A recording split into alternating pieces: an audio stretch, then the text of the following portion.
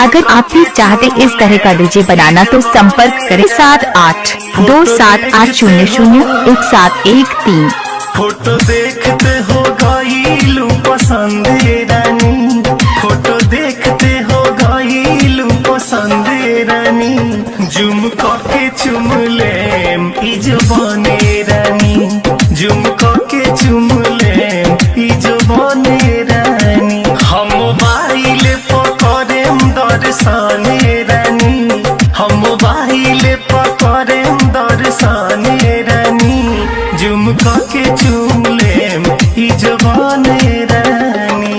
अगर आप भी चाहते इस तरह का डीजे बनाना तो संपर्क करें 7827800171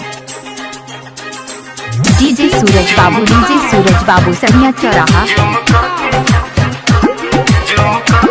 डीजे सूरज बाबू सरिया चौराहा, डीजे सूरज बाबू सरिया चौराहा।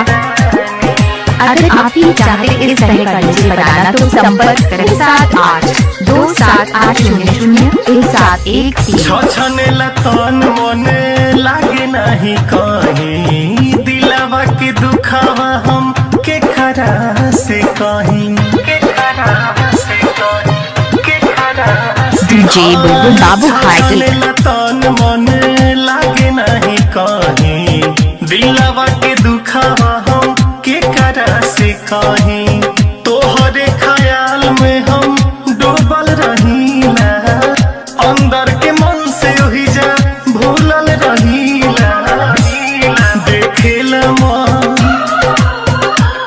देखेला मन करेला छन छने रानी, देखेला मन करे छन छने रानी, जुम करके चुम ले इजबाने रानी, जुम करके चुम ले इजबाने रानी।